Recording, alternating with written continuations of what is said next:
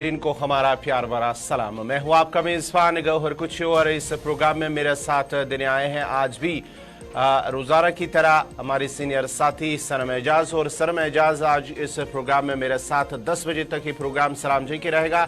और आज की इस प्रोग्राम में हम मुख्तलिफ मामलात पर बात करेंगे, जहां जम्मू कश्मीर की सियासत पर नजर डालेंगे, उस पर बात करेंगे। उसके साथ साथ ही जम्मू कश्मीर के मौसम की भी बात करते हैं, क्योंकि फिलहाल तो खुश्क साली मौसम खुश चल रहा है, उसके साथ साथ ही सर्दी में भी कहीं ना कहीं इजाफा हो रहा है। और कुछ माहिरीन ने कुछ खदशात भी जाहिर किए इस मौसम के दौरान, उस पर भी बात करेंगे। और साथ ही साथ वज़ीर दाखिला अमित शाह की जानिब से जम्मू कश्मीर के हवाले से एक बयान भी सामने आया है, उसका भी जिक्र करेंगे, उस पर भी बात करेंगे। और साथ ही साथ जिन 19 बच्चों को प्रधानमंत्री पुरस्कार बाल पुरस्कार अवार्ड दिया गया है, उन्हें कल बाज़ाब्ता तौर पर अवार्ड दिया गया। उनमें से शुमाली कश्मीर के कीरी बारामुल्ला का एक छोटा सा बच्चा भी है, उसे भी वो अवार्ड दिया गया, उस पर भी बात करेंगे। और उसके साथ साथ ही जम्मू कश्मीर के 4 जिस्मानी तौर जो खास बच्चे हैं, नौजवान हैं, खिलाड़ी हैं, क्रिकेट खिलाड़ी हैं, उन्हें भारतीय क्रिकेट टीम में शामिल किया गया है, उनका भी जिक्र करेंगे, वो भी इस प्रोग्राम का हिस्सा रहेंगे। और उसके साथ साथ ही बड़ी और अहम खबर जो है फिलहाल बताया जा रहा है कि जलजले के झटके महसूस किए गए हैं। और ये न सिर्फ दिल्ली के अंदर बल्कि चीन के साथ साथ दीगर जो आसपास के वहाँ के इलाके हैं, वहाँ पर भी ये जोरदार झटके महसूस किए गए हैं। क्या कुछ नुकसान हुआ, वो भी हम आज के इस प्रोग्राम में आपके साथ शेयर करेंगे। और मुख्तलिफ मामलात है, अस्पतालों की भी बात करेंगे, लेकिन मामूल की तरह तारीख पे नजर डालते हैं। तारीख में आज के दिन यानी कि आज 23 जनवरी है। आज मुल्की और आलमी सतह पर क्या कुछ हुआ है वो भी बताएंगे, और बताएंगे सनम एजाज। अस्सलाम वालेकुम, आदाब, गुड मॉर्निंग, नमस्कार, सत श्री अकाल और सभी नाजरीन को मेरी तरफ से प्यार भरा सलाम। सुबह आपकी सुबह खूबसूरत हो, अच्छी हो, शानदार हो। और आज के दिन यानी 23 जनवरी को क्या कुछ दुनिया में हुआ माजी में, वो हम आपको बताएंगे। मेरे साथी गौर ने बताया कि मेरी जिम्मेदारी है तो मैं आपको बताता चलूँ कि 23 जनवरी और साल 1920, और इस दिन आपको बताते चले कि पहली बार हवाई मेल सर्विस का आगाज़ हुआ। ये 1920 का साल था। और फिर अगर 1999 साल की बात करें तो अभी जिस तरह मेरे साथी गौहर कुछ बता रहे थे कि दिल्ली में झटके महसूस किए गए, तो दिल्ली में भी झटके, लेकिन ज़ंगजिंग और उसके साथ साथ किर्गिस्तान में भी ये झटके ये है। जो मरकज़ इसका है उग्यार का इलाका है। उग्यार के बारे में शायद बहुत सी दुनिया में वो लोग जानते होंगे।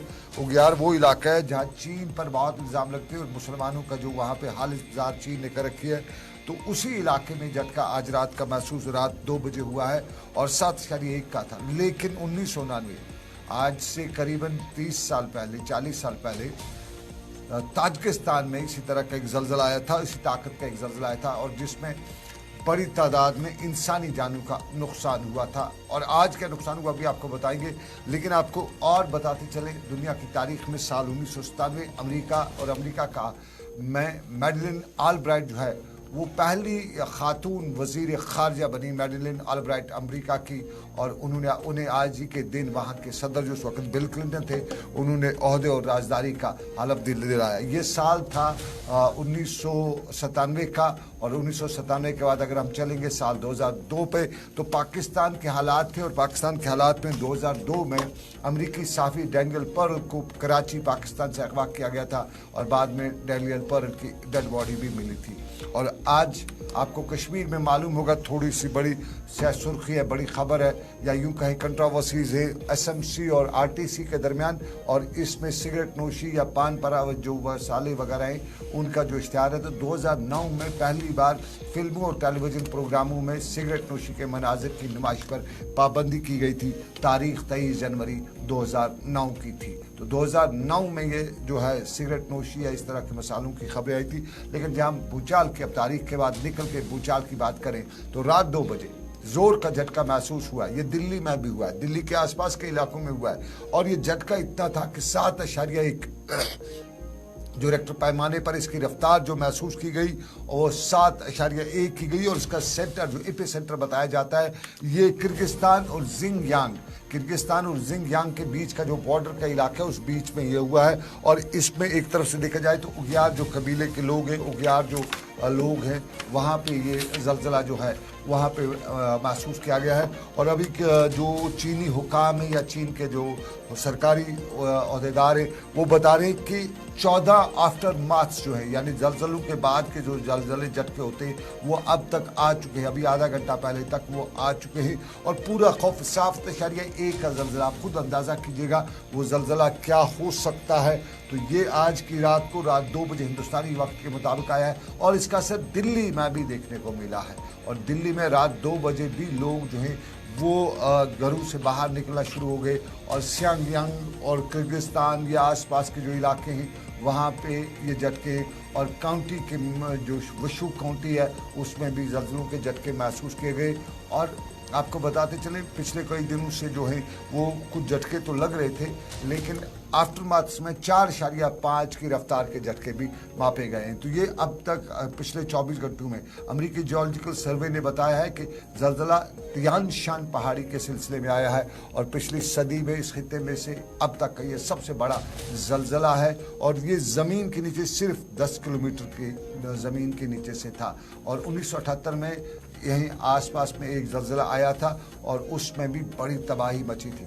आज इसमें क्या कुछ सूरत-ए-हाल है, इंसानी जानों का क्या नुकसान है, बाकी क्या नुकसान है उसकी अभी तक खबरें नहीं आई हैं। लेकिन अभी यही कहा जा सकता है कि जलजले का जो मरकज़ मापने वाला जो मापने वाला हथियार है या जिससे जलजले को मापा जाता है उसमें 7.1 की रफ्तार का ये जलजला है रेक्टर पैमाने पर, उसमें ये देखा गया। तो खौफनाक तबाहकुन जलजला है और इस जलजले से नुकसान जो है साफ जाहिर है हो सकता है। और जिस जलजले के झटके हिंदुस्तान के NCR तक महसूस हों, दिल्ली तक महसूस हों, तो खुद अंदाज़ा कीजिएगा वो झटका क्या है। और ये वहाँ से होते हुआ अगर देखा जाए तो यहाँ नेपाल वगैरह से भी इसका इम्पैक्ट हो सकता है। रात के वक्त हुआ है, अभी ज़्यादा तफसीलात नहीं आई हैं लेकिन इन्हीं तफसीलात का इंतज़ार है। जो कुछ भी तफसीलात होंगी आप तक हमें बाखबर, आपको उनसे बाखबर ज़रूर करेंगे। ये सूरत हाल का एक पहलू, लेकिन ज़रा जम्मू कश्मीर में अपस्पा हटाया जाएगा। गौर बताते बड़ी खबर है क्या? बिल्कुल, जिस तरह से ये बयान सामने आया है माना जाता है कि अब जम्मू कश्मीर में आहिस्ता आहिस्ता, क्योंकि मरकजी वज़ीर दाखिला अमित शाह की जानिब से इस बात का इशारा दिया गया है कि जम्मू कश्मीर के अंदर जो हालात हैं गुज़िश्ता कई सालों के दौरान हालात में नुमायां बेहतरी आई है और इसके पेश नज़र अब माना जाता है कि अपस्पा को हटाया जा सकता है। फिलहाल इस हवाले से कोई हतमी फैसला तो नहीं लिया गया, लेकिन जो उम्मीद की जा रही है और जिस तरह से कल वज़ीर दाखिला की जानिब से उन्होंने एक इजलास की सदारत की है उसमें इस बात का इशारा दिया गया है। रायपुर में एक जायज़ा इजलास की सदारत करते हुए जो वज़ीर दाखिला है उन्होंने जो मरकजी या रियासती सिक्योरिटी फोर्सेस की कोशिशों को उन्होंने सराहा है। उन्होंने कहा कि जम्मू कश्मीर के साथ साथ जो शुमाल मशरकी और इलाके जो हैं मुल्क के अंदर उनमें कहीं ना कहीं जो सिक्योरिटी के एतबार से अगर हम बात करेंगे तो उनमें बेहतरी आई है। और उसका हवाला देते हुए उन्होंने कहा कि करीब 80 से 90% जो तशद्दुद के वाक़ात है उनमें कमी आई है और उसके पेश नज़र जो अपस्पा है वो हटाया जा सकता है। उन्होंने इसका जिक्र करते हुए कहा कि अब शुमाल मशरकी के तकरीबन 80% इलाकों से इसे वापस लिया गया अपस्पा का। और साथ ही साथ उन्होंने कहा है कि बाएबाजों की जो इंतहा पसंदी है उनको बरकरार रखने वाले जो माहलियाती निज़ाम है उसको ख़त्म करने से मुतल्लिक तमाम मुतल्लिका स्टेक होल्डर्स की तरफ से जो बातचीत की गई उन्होंने सरकार को ताउन दिया है। उसके पेश नज़र न सिर्फ उनके साथ बातचीत हुई है बल्कि इस पर काबू भी पाया गया जो तशद्दुद के वाक़ात है और उसके साथ साथ ही इस सिलसिले में अपस्पा को हटाया गया है। लेकिन अब माना जाता है कि क्या जम्मू कश्मीर में भी इसको हटाया जा सकता है, लेकिन उसका इशारा उन्होंने दिया है कि हालात जो जम्मू कश्मीर के थे उनमें गुज़िश्ता कई सालों के दौरान काफ़ी बेहतरी आई है और अब इस पर गौर किया जा सकता है कि क्या यह हटाया जा सकता कि नहीं। फिलहाल उन्होंने इस बात का इशारा दिया है। देखिए बिल्कुल, अमित शाह रायपुर में थे और रायपुर में उन्होंने जब वहाँ पे उन्होंने बताया और उन्होंने जिक्र किया नॉर्थ ईस्ट का, उन्होंने जिक्र किया जम्मू कश्मीर को। नॉर्थ ईस्ट में जिक्र करते हुए उन्होंने बताया कि लगभग 75% जो हालात है, टेररिज्म है, जो एक्सट्रीमिज्म है, ये नॉर्थ ईस्ट से में ख़त्म हो चुका है, जम्मू कश्मीर में ख़त्म हो चुका है। और साथ साथ में उन्होंने बताया कि 80% जो नॉर्थ ईस्ट के इलाके हैं वहाँ से अपस्पा हटाया गया है। तो उन्होंने कहा कि जम्मू कश्मीर में भी इसको हटाने की ज़रूरत है और उसका उन्होंने एक रोड मैप की बात की। एक रोड मैप बनाने की तहत मुख्तलिफ जो स्टेक होल्डर्स हैं उनके साथ मिलकर एक रोड में बनाया जाएगा और उसी के तहत हटाया जाएगा। उन्होंने कहा कि वो जो जम्मू कश्मीर से या दूसरी रियासतें वहाँ की पुलिस को हिदायत की गई है कि वो सिक्योरिटी की जो खलाई कहीं हैं उनको पूर्ण करें और एक प्रॉपर प्रोग्राम बनाएं। उस प्रोग्राम के साथ ही जम्मू कश्मीर में भी जो अपस्पा है वो हटाया जाएगा और ये उन्होंने टाइम फ्रेम नहीं दिया। लेकिन साफ जाहिर है बड़ा मामला है। पहली बार वज़ीर दाखिला जम्मू कश्मीर से मुतालिक ये बता रहे हैं कि अपस्पा बहुत कंट्रावर्शियल रहा है। बफलियाज का वाक़ा आपको याद होगा, बताते हैं कि बफलियाज नहीं होता, वो वाक़ा नहीं होता अगर अपस्पा नहीं होता, शोपियां नहीं होता अगर अपस्पा नहीं होता, या वादी कश्मीर में हज़ारों ऐसे वाक़ात हैं जहाँ पे इल्ज़ाम लगे हैं तो वो इल्ज़ाम जो है वो नहीं लगते अगर अपस्पा नहीं होता। तो ये अपस्पा जो है इसका अपना एक मनफी है, नेगेटिव इम्पैक्ट है और उस नेगेटिव इम्पैक्ट में बहुत से लोगों को बहुत कुछ झेलना भी पड़ रहा है, पड़ रहा है, दोनों चीज़ें हैं। तो आज वज़ीर दाखिला ने जो पॉजिटिव रिस्पॉन्स इस पर दिया है, लेकिन टाइम फ्रेम नहीं दिया कि कब तक हटाया जाएगा, लेकिन उन्होंने बताया कि नॉर्थ ईस्ट की रियासतें जो है वहाँ से 80% हटाया जा चुका है और जम्मू कश्मीर से अब हटाना है क्योंकि हालात जो हैं चाहे वो नॉर्थ ईस्ट हो या जम्मू कश्मीर हो 75% से ज़्यादा बेहतर हो चुके हैं, अच्छे हो चुके हैं। तो उनमें अब अपस्पा की ज़रूरत नहीं रह सकती है। ये अपस्पा की ज़रूरत, लेकिन इस अपस्पा के बीच में जम्मू कश्मीर में ये अपस्पा बहुत पहले से 90 से अपस्पा है। उसके बाद इस पे बातें तो सब ने की, पॉलिटिशियंस ने इस पे बड़े बयान दिए, कस्में खाई कि हम इसको बस अगले हफ्ते हम इस सरकार आने दो, हम इसको हटाएंगे, लेकिन हटाया किसी ने नहीं। बहुत से लोगों की तकारीर मुझे याद हैं, बहुत से जो हमारे पॉलिटिशियंस हैं, जो हमारे हेल्म ऑफ अफेयर्स पे लोग थे, उनकी तकारीर मुझे याद है, बयानात उनके याद हैं और उन बयानात में यूँ लगता था कि बस अगला हफ्ता। लेकिन आज पहली बार वज़ीर दाखिला ने इस तरह का बयान दिया है तो इंतज़ार हमें करना पड़ेगा क्योंकि बाज़ाब्ता तौर पर पुलिस को भी एक जिम्मेदारी के हवाले से जिम्मेदारी लेने की बात की रखी है। तो ये एक तस्वीर का रुख। लेकिन इसी अपस्पा के दौरान कश्मीर के बच्चों ने अपने आप को दिखाया है, अपना लोहा मनवाया है। तो लोहा मनवाने वाली बात जब आ जाती है तो कल बाज़ाब्ता तौर पे दिल्ली में कश्मीर के बच्चे को देखा गया, समझा गया, सुना गया और ये सब ने सुना, समझा, देखा और ये देखा कि कश्मीर का जो अपनी तारीख़ है उस तारीख़ में कश्मीर के बच्चे दुनिया भर में अपना नाम कमा चुके हैं। कल 14 से 15 साल का बच्चा क्रीरी का और अशफाक को सदर जमहूरिया द्रौपदी मुर्मू ने दिल्ली में मुनाक़िद तकरीब पर दूसरे बच्चों समेत बाल पुरस्कार का अवार्ड पेश किया।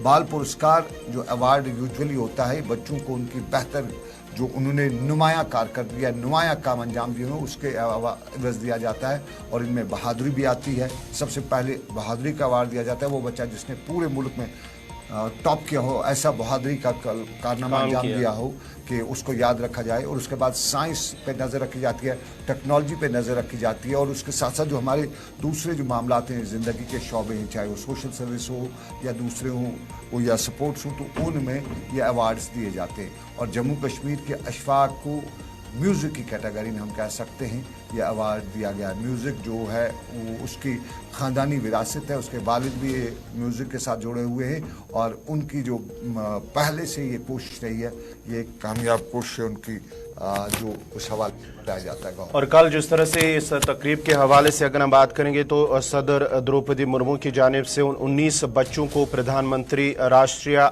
बाल पुरस्कार पेश किया गया है। इस सिलसिले में बहादुरी, साइंस और टेक्नोलॉजी के साथ साथ इनोवेशन और सोशल सर्विस के ज़ुमरे में भी 4 बच्चों को अवार्ड दिए गए। स्पोर्ट्स की कैटेगरी में 5 बच्चों को और आर्ट एंड कल्चर की कैटेगरी में 7 बच्चों ने ये अवार्ड हासिल किया है, जिनमें 12 साल जो कीरी बारामूला का रहने वाला 12 साल इशफाक हमीद है, उसे भी ये अवार्ड मिला है। और इस सिलसिले में इस मौके पर जो सदर हिंद ने खिताब किया है तो खिताब के दौरान उन्होंने कहा है कि हिंदुस्तान के पास नौजवानों की एक बड़ी तादाद की शक्ल में अनमोल वसाइल मौजूद है इस तकरीब के दौरान। और उसके साथ साथ ही उन्होंने ये भी कहा है कि ये वसाइल न सिर्फ हिंदुस्तान बल्कि पूरी दुनिया की तरक्की में अहम किरदार अदा कर सकता है और हमें अपने नौजवानों को टेक्नोलॉजी के इस्तेमाल के काबिल बनाना है। अपने इस तकरीब में सदर द्रौपदी मुर्मू की जानिब से इन अल्फाज का इस्तेमाल किया गया।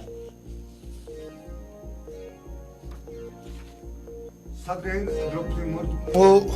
इशफाक क्रीरी बारामूला का श्रीनगर से लगभग 30 किलोमीटर दूर और इशफाक को उसके काम के लिए जो उसने म्यूज़िक में अब जो है संतूर से कह सकते हैं हम शायद, तो उसमें उन्होंने जो ये सब कुछ हासिल किया है और यही मामले के साथ दूसरे मामले पे चले तो दूसरा मामला आपको नाज़रीन बताते चले, लद्दाख के लोग भी उम्मीद लगाए हुए हैं और लद्दाख और दिल्ली के दरमियान, चूँकि लद्दाख एक यूटी बन चुका है, जम्मू कश्मीर का एक हिस्सा था, इस रियासत के जब 2 हिस्से किए गए तो उस रियासत में एक और यूटी बनाई गई और उसे लद्दाख कहा जाता है।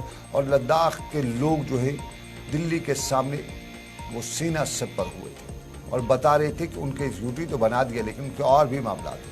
तो उनमें सबसे बड़ा मामला वो बता रहे थे कि एक तो रियासत का दर्जा लद्दाख को देना और 6th शेड्यूल का जो मुतालबा है वो कर लद्दाख के लोग बता रहे थे। और लेह और करगिल में जो बाज़ाब्ता तौर पे 2 ऑर्गेनाइजेशन भी बनी थी, जैसे Kargil democratic alliance Leh apex body कहा गया, तो ये दोनों जो ऑर्गेनाइजेशन हैं बाज़ाब्ता तौर पे यूनाइट हुई और इस यूनाइट होने के बाद उन्होंने बाज़ाब्ता तौर पे दिल्ली के सामने कई मसाइल रखे। तो लद्दाख में प्रेस कॉन्फ्रेंस के दौरान जो एपेक्स बॉडीज हैं उनके जो को चेयरमैन हैं च्वांग दुर्जे, उनने कल बताया कि बाज़ाब्ता तौर पे दिल्ली को हमने अपना मेमोरेंडम ऑफ अंडरस्टैंडिंग आज वो भेज दिया है और उसमें कई मामला थे जिनमें लद्दाख की हिस्ट्री है उसको रखा गया है, वहाँ की इकोलॉजी है। और फिर उनका ये भी कहना था कि अगर नॉर्थ ईस्ट की स्टेट्स के साथ साथ कई और स्टेट्स में पैरामीटर्स जो हैं वो लद्दाख के बराबर के हैं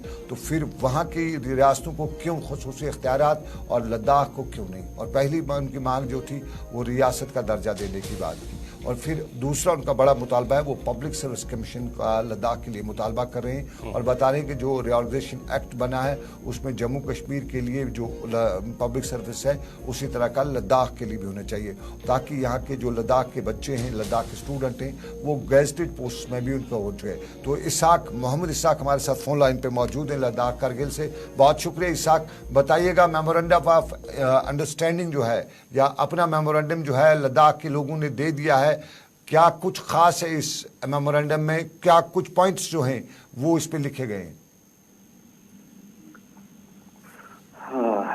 जी सनम जी, आपको बता दें जिस तरह से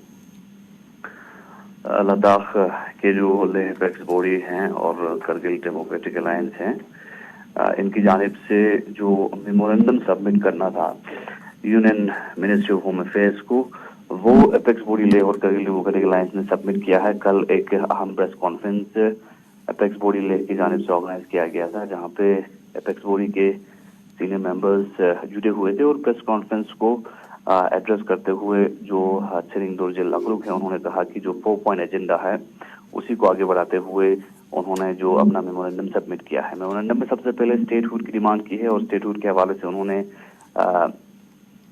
जो स्कीम्स का उन्होंने एग्जाम्पल दिया है और पॉपुलेशन के हवाले से वो रेफरेंस देते हुए कहा कि लद्दाख को इन बेसिस पे स्टेटहुड मिलना चाहिए क्योंकि लद्दाख में जिस तरह से अगर आप स्टेटहुड लद्दाख के लिए दिया जाता है तो लद्दाख के लोग लोकल रिप्रेजेंटेटिव के हवाले से लोकली एम्पावर होंगे और लोकल रिप्रेजेंटेशन को अपने लोगों की वॉइस आगे बढ़ाने के लिए मौका मिलेगा और पॉलिसी मेकिंग में लद्दाख के लोग अपना हिस्सेदारी ले सकते हैं।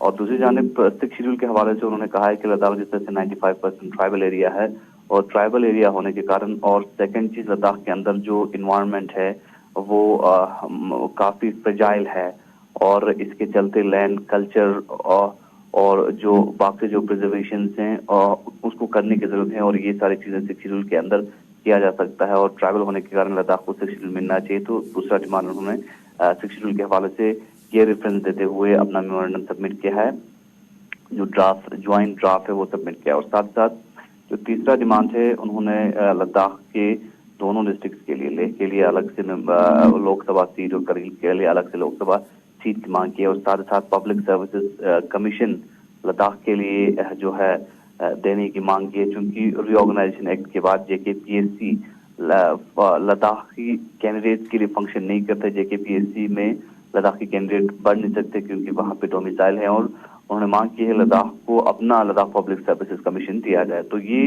जो 4 पॉइंट एजेंडा है, जो 4 पॉइंट डिमांड्स को रेफरेंस के साथ यूनियन गवर्नमेंट के सामने रखा है। आपको बता दें इससे पहले जब मीटिंग हुआ था उस वक्त कहा गया था कि आप ज्वाइंटली अपना जो ड्राफ्ट है डिमांड्स के साथ वो सबमिट करें। तो अब केरी और एपेक्स ने अपना ज्वाइंट डिमांड्स के साथ लद्दाख के हवाले से जो ड्राफ्ट है वो यूनियन गवर्नमेंट को सबमिट किया है और कल प्रेस कॉन्फ्रेंस उन्होंने कहा कि उनको तवक्का है। इसाक, ये खबर आ रही है कि जो इंतखाबात हैं, लोकसभा इंतखाबात, उससे पहले इन जो उन्होंने अपने मुतालबात सामने रखे हैं मरकजी सरकार के, उनमें कुछ ऐसे मामलात हैं, मुतालबात हैं जिन पर अमल किया जा सकता है और इनका ऐलान भी किया जा सकता है। जी, जिस तरह से इससे पहले मीटिंग हुआ था union ministry of home affairs के साथ, जिसमें खासकर जो हाई पावर कमेटी बना है और हाई पावर कमेटी को लीड कर रहे हैं एमओएस होम नित्यानंद राय, तो वहां से ये आश्वासन और यकीन दहानी दिया गया था, क्योंकि उस वक्त जब एपेक्स और केडी के मेंबर्स मीटिंग में शिरकत कर रहे थे, उनका बयान था कि एक फ्रूटफुल माहौल में मीटिंग रहा है और नेक्स्ट राउंड ऑफ टॉक जल्दी होगा, जहां पे ड्राफ्ट जो हैं एक बार क्लियर जो ड्राफ्ट उन्हें भेजने के बाद वहां से क्लियर एक फ्रूटफुल आउटकम आने की इम्कानात देखा जा रहा है। लेकिन देखने वाली बात यह है कि कौन कौन से डिमांड्स को फुलफिल किया जाएगा, क्या स्टेप बाय स्टेप डिमांड्स को फुलफिल किया जाएगा या जनरली जो अहम डिमांड्स हैं उन्हें फुलफिल किया जाएगा। फिलहाल तवक्को किया जा रहा है कि लद्दाख को पब्लिक सर्विसेज कमीशन की जो डिमांड है, गेजेटेड पोस्ट की और एम्प्लॉयमेंट की जो डिमांड है उन्हें फुलफिल किया जा सकता है और उसके बाद बाकी डिमांड के ऊपर गौर किया जा सकता है। लेकिन ये सारी चीजें जब नेक्स्ट राउंड ऑफ टॉक होगा उसके बाद मोहम्मद इसाक, एक सवाल चलते चलते हमें बता दिया, क्या पहले से जिस दिन से ये कन्फ्रंट्रेशन एक तरह से या डिमांड्स का जो लद्दाख में शुरू हुआ था, तब से सिर्फ यही 4 पॉइंट डिमांड्स थी या कुछ और थी और उनमें सब कम करके लद्दाख जो अलायंस है ये 4 पॉइंट्स पे ही पहुंच चुका है? जी, जो 4 पॉइंट एजेंडा है ये काफी वक्त से दोनों डिमांड कर रहे हैं एपेक्स और केडी, और 4 पॉइंट डिमांड के साथ आगे बढ़ रहे हैं। हालांकि इससे पहले आप जानते हैं लद्दाख के अंदर करगिल डेमोक्रेटिक अलायंस का अपना अलग सा डिमांड हुआ करता था और लेह एपेक्स बॉडी का अलग से डिमांड हुआ करता था। लेकिन अब कई महीने यानी कई एक साल पहले दोनों एक प्लेटफॉर्म पे आके दोनों यूनाइटेडली जो है डिमांड्स सामने रखा, जिनमें 4 पॉइंट एजेंडा पे दोनों का कंसेंसस बना, तो 4 पॉइंट एजेंडे के साथ आगे बढ़ रहे हैं। बहुत बहुत शुक्रिया मोहम्मद इसाक, लद्दाख से, करगिल से हमारे साथी मोहम्मद इसाक। लद्दाख के लोगों का 4 पॉइंट एजेंडा और जो मेमोरेंडम जो है कल बाज़ाब्ता तौर पे MHA ministry of home affairs को सबमिट किया जा चुका है। एक बड़ी कन्फ्रंट्रेशन पिछले 2 सालों से देखने को मिल रही थी। लद्दाख और करगिल के लोग मुत्तहिद, लेह और करगिल के लोग मुत्तहिद हुए और करगिल की जो अपेक्स बॉडी है, लेह का जो दूसरा जो है बॉडी है, उन दोनों ने यूनाइटेडली दिल्ली के सामने मुतालबात रखे और इन मुतालबात में आपने देखा कभी हड़ताल भी हुई, कभी बाकी मामला भी हुए। लेकिन उसके बाद अब जो है कल क्योंकि पिछले हफ्ते दिल्ली का जो MHA है उन्होंने बताया था कि आप कंक्लूसिव जो अपना एजेंडा है वो सामने लाएं और जिन पे बात की जा सके, तो बाज़ाब्ता तौर पर 4 पॉइंट एजेंडा जो है वो लद्दाख की जो बॉडी है उन्हें दे दिया है। अब देखना है कि नित्यानंद राय जो होम के मिनिस्टर हैं, MOS होम हैं, वो जो इस एपेक्स जो बॉडी को हेड करें तो किस तरह से वो इस सारे पे रेस्पॉन्स करते हैं और कब तक इसके नतीजे जो हैं वो निकले जा सकते हैं। कुछ ये भी हमारे पास खबरें आ रही है कि इनमें से 2 पॉइंट्स को इससे पहले ही, इलेक्शन से पहले ही पब्लिक जो लद्दाख के लोगों के लिए मान लिया जाएगा। तो 2 पॉइंट्स के बाद अब देखना है कि क्या कुछ होता है। लेकिन क्योंकि इंतखाबात हैं और इंतखाबात में सीट का बड़ा मामला भी है और सरकारों के लिए इन इंतखाबात से पहले सीट के लिए लोगों को तैयार करना भी बड़ी बात है। ये एक मुद्दा। लेकिन जब सीट की बात आ जाती है तो इंतखाबात में, तो इंतखाबात में पार्लिमानी हो या असम्बली हो, आने वाले जो पार्लिमानी इंतखाबात होंगे तो जम्मू कश्मीर में जो वोटरान की तादाद है इस वक्त 86,93,000 हो चुकी है और इसमें 2,31,000 वोटर्स जो हैं वो हालिया जो रिवीजन हुआ था उस दौरान वो ऐड भी हुए। यानी chief electoral officer Jammu Kashmir PK पोले ने जो फरिस्त कल शाम को जारी किया है और ये 4 महीने की जो खसूसी समरी थी उसमें नजरसानी वगैरह हुई और उसके बाद 2,31,000 नए वोटर्स का इंदराज भी हुआ और यूं कह सकते हैं कि अब जम्मू कश्मीर में वोटरान की तादाद 1 करोड़ से थोड़ा सा कम यानी 86,93,000 तक पहुंच गई है। सिर्फ हम कह सकते हैं कि 13 लाख ही 1 करोड़ से कम है और इन 86,93,000 में 44,35,000 ये मर्द वोटरान हैं और 42,58,000 खवातीन वोटरान भी हैं। ये जो खसूसी 3-month समरी थी ये उसके बाद ही हुआ है। और श्रीनगर के पीके पोली ने जो शाम गए जो समरी जारी की, ये करीबन 4 महीने से शुरू हो रही थी। 4 महीने से इस दौरान जो है बहुत से लोगों ने अपने नाम जो है दराज कराए, कुछ पड़े हुए थे, उसके लिए बाज़ाब्ता तो एक प्रोसेस था और वोटरान को इसमें शामिल करने के लिए जो बाज़ाब्ता तौर पर इंटरनेट से लेकर दूसरी सहूलियात थी। जम्मू कश्मीर में 90 नशस्तें हैं और इन 90 नशस्तों में से अब ये वोटरान की तादाद जो है, कल इसमें कुछ डिलीट भी हुए हैं। कुछ वोटरान हैं जिनके बारे में बताया गया कि या वो मर चुके हैं या उनका वो लोग जो हैं जम्मू कश्मीर से शिफ्ट हो चुके हैं, तो डिलीटेड भी हुए हैं। लेकिन कुल मिला के अब कहें तो 2.5 लाख के करीब 2,31,000 जो है नए वोटरान का इजाफा हुआ है। 86,000 1 लाख के करीब जो लोग वोट है वो डिलीट भी हुए हैं। और ये जो सरकारी जो आदाद शुमार हैं इसकी तफसीलात बाज़ाब्ता तौर पर दर्ज हैं कि किस में कितने वोटर्स हैं, कौन ख़वातीन कितने, और आबादी का तनासब भी है 0.69 से 0.66 और सनफी तनासब जो है 924 से 954 तक जो है ये बेहतर हुआ है, बेहतर पोजीशन में आ चुका है जो सनफी तनासब है। और कई जो कैंप्स वगैरह लगाए गए थे, माजूर अफरादों के लिए भी कैंप लगाए थे, बुज़ुर्गों के लिए जो भी कैंप्स लगाए थे, तो ख़ास नज़र रखी जा रही थी ख़वातीन के हवाले से या थर्ड जेंडर जो आते हैं उनके हवाले से भी इक़दाम उठाए गए थे। और ये जो है अभी इसमें हम कह सकते हैं कि इंतखाबात से पहले ये सबसे बड़ी निगरानी का अमल था। और गौहर इसमें महकमे जो इलेक्शन कमीशन है उसके साथ साथ जो उनके साथ BLOs वगैरह हैं उनका एक कंट्रीब्यूशन रहा है ये वोटिंग लिस्ट को अजरा करने में या फाइनलाइज करने में।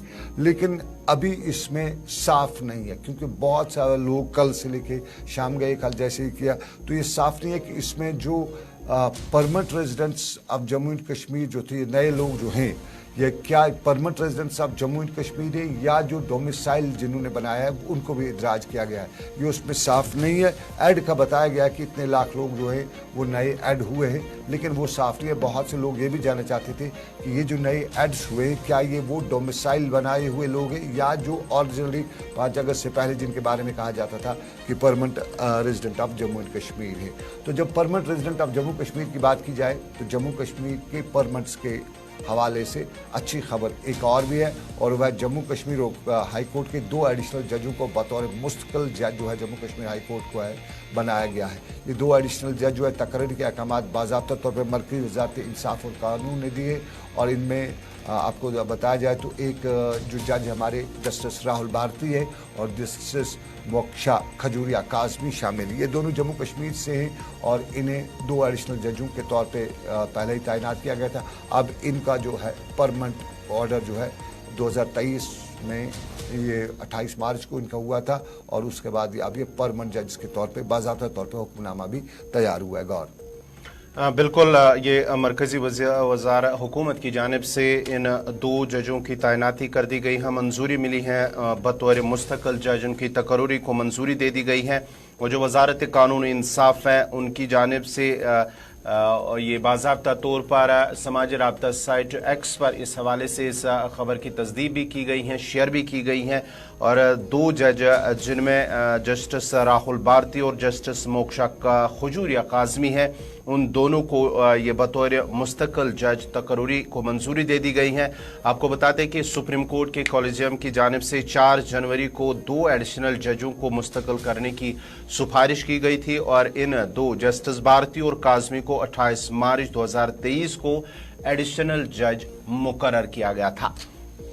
तो नाजरीन, ये थी जजों के हवाले से खबर। अब जरा बढ़ते आगे, बात जरा जम्मू कश्मीर की कर रहे हैं तो जम्मू कश्मीर के सरहदी जिला पूंछ राजौरी की भी बात करेंगे, क्योंकि हालिया आपने देखा है कि दिसंबर के महीने में वहां पर एक वाक़ा पेश आया था जहां पर पहले फौजी गाड़ियों पर हमला हुआ था, उसके बाद ही 3 जो मकामी लोग हैं, मकामी शहरी हैं, उनकी हलाकत हुई है, मुबैना तौर पर जो हिरासत के दौरान उनकी मौत हुई है। इस सिलसिले में जहां पर फौज की जानिब से भी तहकीकात का ताउन, और उन्होंने कहा है कि हम फौजी जो तहकीकात हैं उसका सिलसिला शुरू किया है। अब इस सिलसिले में पुलिस की जानिब से कहा गया है कि पुलिस ने 5 अफराद के मेडिकल रिकॉर्ड फराहम करने की दरख्वास्त की है जिनमें रियाज अहमद जिनकी उम्र 25 साल है, फारूक अहमद 19 साल का और उसके साथ ही इजराइल 20 साल का, जमील 18 साल का और इरफान 18 साल उनकी एज है। उन अफराद को जो वाक़ात के यानी शाहिद थे 3 शहरियों की हलाकत की तहकीकात के एक हिस्से के तौर पर जो जुडिशल मजिस्ट्रेट है उनके सामने बयानात देने की ज़रूरत है। देखिए बिल्कुल, ये इंडियन एक्सप्रेस ने सुबह सुबह हमने वो खबर भी देखी, इंडियन एक्सप्रेस बाज़ाब्ता तौर पे एक्सक्लूसिव इस पर रिपोर्ट भी जारी की है और इस खबर में बाज़ाब्ता तौर पर पुलिस ने फ़ौज को बताया कि वो मेडिकल रिकॉर्ड्स जो है जो विटनेसेस हैं या जो ज़ख्मी थे जिन्हें इस मामले में जो ज़ख्मी थे वो हिरासत लिया गया, हिरासत के दौरान जो ज़ख्मी हुए थे तो उन ज़ख्मी के मेडिकल रिकॉर्ड्स हैं वो भी पेश किए जाएँ। तो कहीं न कहीं इस मामले में फ़ौज पहले ही तहकीकात कर चुकी है। ख़ुद वज़ीर दाखिला को, वज़ीर दिफा को भी जम्मू कश्मीर के इस मामले को लेकर दौरा करना पड़ा था। बड़ी फ़ौज के सरबराह को भी बयान देना पड़ा था और उन्होंने भी जम्मू कश्मीर का दौरा किया था। तो जनवरी में जो साल का शुरुआत थी, नया साल था, तो शुरुआत के साथ ही एक वो मामला जो देखने को मिला था जिससे सवाल बहुत उठे थे और उन्हीं सवालात के पस मंज़र में अब ये मामला जो है वो देखने को मिला है। हम आपको बताते चलें, आप देख रहे हैं सलाम जे के हमारी लाइव नशरियात में। मैं हूं सनम एजाज, मेरे साथी गौर कुछ है और इस प्रोग्राम के दौरान हम आपको देश दुनिया के बड़े मामलात पर तफसील के साथ बताते हैं। लेकिन कश्मीर का मौसम का मिजाज अभी बदला नहीं है, ये कब बदलेगा ये भी हम आपको बताएंगे। लेकिन उससे पहले एक छोटा सा तजारती वक्फा, हम ब्रेक के बाद वापस आएंगे। मौसम का मिजाज बड़ा महंगा पड़ सकता है, तो ब्रेक के बाद